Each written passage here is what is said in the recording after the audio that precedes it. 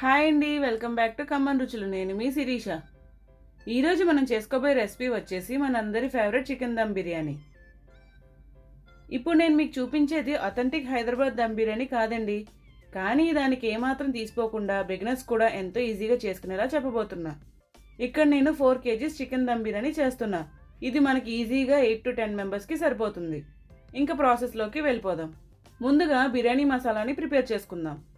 ఇప్పుడు ఒక mixie jar తీసుకొని అందులో 2 టేబుల్ స్పూన్ల ధనియాలు, 2 టేబుల్ స్పూన్ల సోంపు, 2 టేబుల్ స్పూన్ జీలకర్ర, ఒక జాపత్రి పువ్వు, ఒక బిర్యానీ ఆకు, 14 లవంగాలు, అరముక్క జాజికాయ, ఒక మరాఠీ మొగ్గ, 10 యాలకులు, 2 అనాస పువ్వు, 4 ఇంచులు దాల్చిన చెక్క వేసుకొని ఫైన్ పౌడర్లో మిక్సీ పట్టుకొని పక్కన పెట్టుకోవాలి. ఇప్పుడు బిర్యానీ చేసుకునే హండీలో 2 కేజీల చికెన్ తీసుకోవాలి. బిర్యానీకి పీసెస్ అనేవి ఈ మాత్రం సైజు ఉండాలి, మరీ చిన్నవి కట్ చేస్తే బాగోదు. అలా తీసుకున్న చికెన్ పీసెస్కి నేను మీకు చూపిస్తున్న విధంగా కట్స్ పెట్టుకోవాలి. ఇలా కట్స్ పెట్టుకోవడం వల్ల మసాలా ఫ్లేవర్ అనేది చికెన్ పీసెస్కి బాగా పట్టి చాలా టేస్టీగా ఉంటుంది. ఇప్పుడు ఇందులో 1 టేబుల్ స్పూన్ ఉప్పు, 1 టేబుల్ స్పూన్ పసుపు, 4 టేబుల్ స్పూన్ల కారం, మనం ముందుగానే ప్రిపేర్ చేసుకున్న బిర్యానీ మసాలా, 8 టేబుల్ స్పూన్ల అల్లం వెల్లుల్లి పేస్ట్, ఒక 20 పచ్చిమిరపకాయల పేస్ట్, అర కేజీ ఫ్రైడ్ ఆనియన్స్. ఇక్కడ ఫ్రైడ్ ఆనియన్స్ మెజర్మెంట్ వచ్చేసి ప్రతి కేజీ చికెన్కి 1/2 కేజీ ఉల్లిపాయలు అన్నమాట.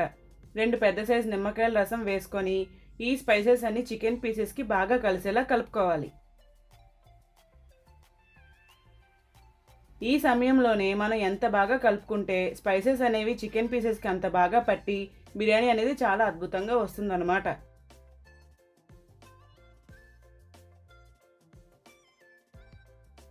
ఇలా కలుపుకున్నాక 1/2 లీటర్ పెరుగు, 1 కప్పు కొత్తిమీర తరుగు, 1 కప్పు పుదీనా తరుగు, 1 కప్పు ఆయిల్ వేసుకొని బాగా కలుపుకోవాలి.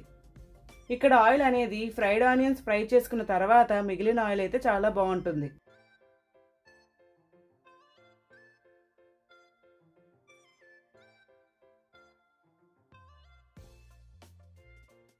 ఇలా కలుపుకున్నాక 1 గంట పాటు మ్యారినేట్ చేసుకుని పక్కన పెట్టుకోండి.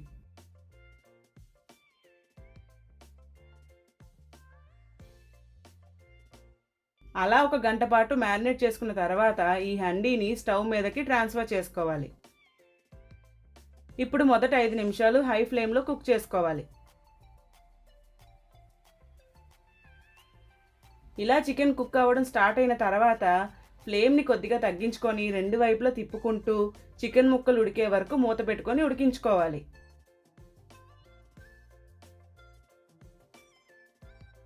ఈ సమయంలోనే ఫ్లేమ్ అనేది లోలో పెట్టుకొని మధ్య మధ్యలో తిప్పుకుంటూ వేయించుకోవాలి.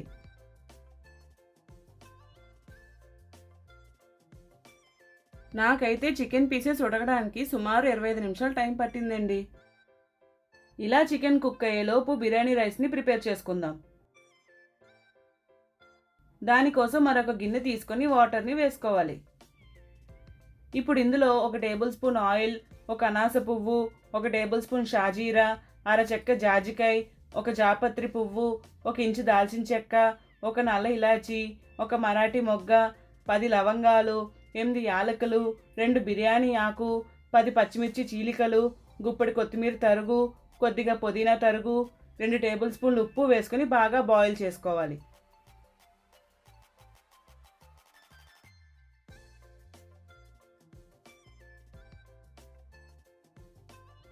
వాటర్ బాయిల్ అయిన తర్వాత ఇందులో మనం ముందుగానే నానబెట్టుకున్నటువంటి బాస్మతి రైస్ని వేసుకోవాలి. ఇలా రైస్ వేసుకున్నాక 70% కుక్ అయ్యే వరకు ఉడికించుకోవాలి. అన్నట్టు మరొక మాట, నా వీడియోస్ నచ్చితే సబ్స్క్రైబ్ చేయండి, మరెన్నో రెసిపీస్ మీతో షేర్ చేసుకుంటాను. ఇలా రైస్ 70% కుక్ అయిన తర్వాత మనం ముందుగానే ఉడికించిన చికెన్లోకి లేయర్స్ లాగా వేసుకోవాలి.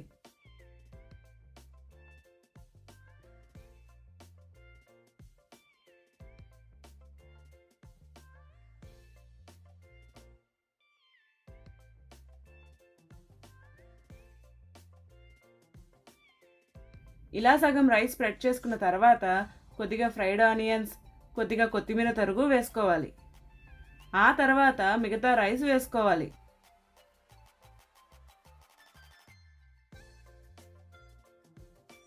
ఇలా వేసుకున్న తర్వాత కొద్దిగా కొత్తిమీర తరుగు, కొద్దిగా ఫ్రైడ్ ఆనియన్స్, కొద్దిగా పుదీనా తరుగు, ఒక కప్పు కుంకుమ పాలు, కొద్దిగా కివేరా వాటర్ వేసుకొని ఒక సిల్వర్ ఫాయిల్తో ర్యాప్ చేసుకోవాలి.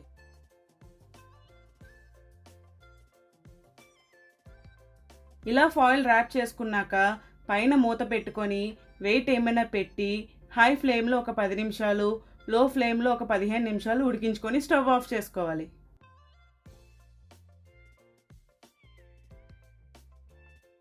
స్టవ్ ఆఫ్ చేసుకున్నాక పూర్తిగా చల్లారిన తర్వాత సిల్వర్ ర్యాప్ తీసేటప్పుడు వచ్చే అరోమా ఉంటుందండి. చాలా చాలా బాగుంటుందంటే నమ్మండి.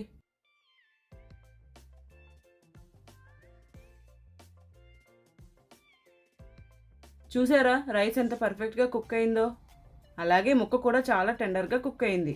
ఇప్పుడు ఒక సర్వింగ్ ప్లేట్లోకి సర్వ్ చేసుకొని ముద్ద ముద్దకి ముక్కతో ఎంజాయ్ చేయండి.